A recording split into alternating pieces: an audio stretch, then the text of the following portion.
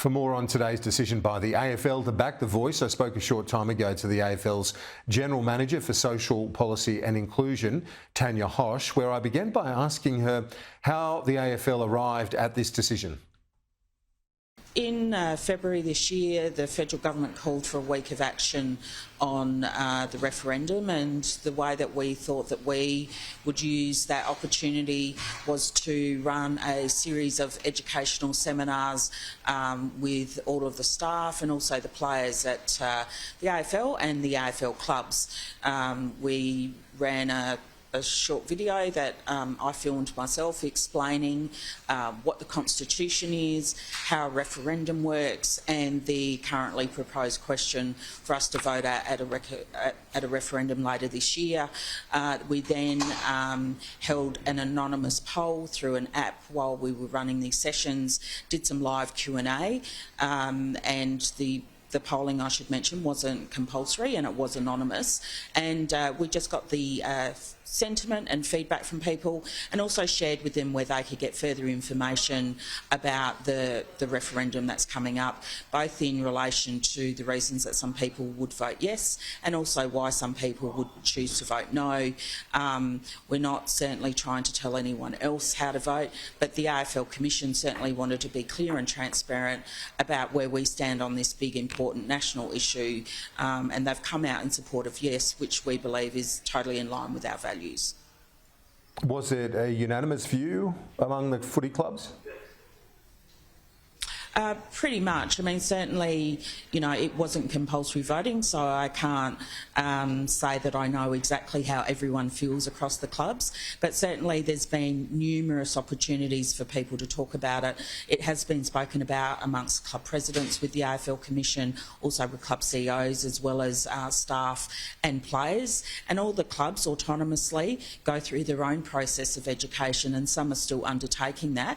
And so what we have seen so far is a number of clubs come out in support, and some clubs saying that this is the position of their board and executive rather than their players. But what we are confident about is that we've run a thorough process inviting everyone to be informed about the decision that they'll have to make on referendum day.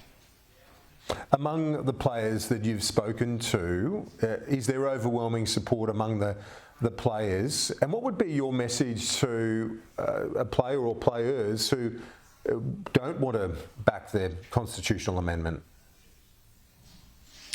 Look, just to be well informed and satisfy themselves that they are informed. Certainly it's not my job to tell anyone how to vote. I've always been very clear about where I stand on this, and I've been working on this issue well before I was part of the AFL. But you know, we live in a great country with a democracy that has a strong machinery around referenda, that every household will get literature which will help them understand why some people oppose a yes vote and why others will wholeheartedly support it. So it's not for me, and I'm unlikely to be asked by a player to argue with them about this point, but certainly our main concern is that people are well informed, because it's important that the awareness is high. This is a really important moment in our nation, and we really do hope that we can be part of helping people be well informed when they come to vote on that day. And among the players, we spoke about the clubs, but the players themselves you've spoken to, is there overwhelming support? Yeah, I would say that is definitely the feedback that we received. It was overwhelmingly supportive.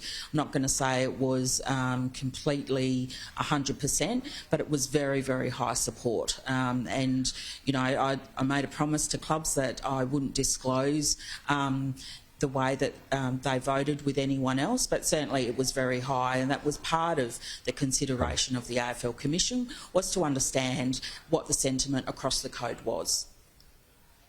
Tony Abbott described Rugby Australia as another sports body to succumb to moral blackmail and come out for the Voice. What do you say to critics, including the former PM, of a stance like the one the AFL's taken?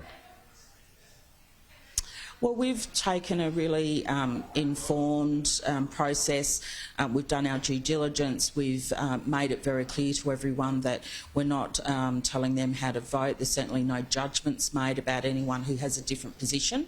But as a large national organisation that is extremely privileged to have the history of participation of Aboriginal and Torres Strait Islander players in the game and also in the administration of the game for a very long time now. You know, we are listening to what Indigenous players and staff are telling us. We're not expecting every Indigenous player necessarily to be supportive, but we are very proud of that long history and legacy that has been established through our game with Aboriginal and Torres Strait Islander participation. So as part of that, we think it's only natural that we as an organisation that has our own values would reflect on those values and reflect on this important moment in Australia's progress. So no moral blackmail? No, I don't think so at all. I think it's been really well considered, discussed, people are informed. We just feel like this is in line with our values, and we took the same position when we considered where we would stand on the plebiscite on marriage equality. So we're simply making a statement in line with our values as an organisation.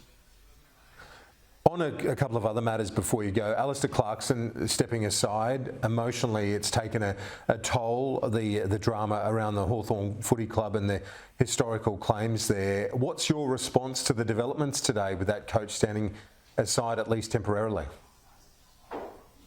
Look, we definitely support Alistair standing aside and taking care of himself. We understand absolutely that these allegations and the inquiry and the independent panel's work has been taking a toll on everybody involved in this process. We have put in place opportunity to access any wellbeing support that anyone would need, but we also absolutely understand that this will be taking a toll, and we support Alistair and all other parties in taking the time to take care of themselves, because obviously at the end of the day things like this are a huge burden on anybody. Should he have been given more clarity around the process and at least some sign of when that independent panel will finish its deliberations and there'll be some outcome here? Look, we're very keen for this process to reach a point of conclusion. We really support an outcome and understand that there is consideration around moving towards mediation, but it is an independent process, and I'm certainly not able to really say too much more than that.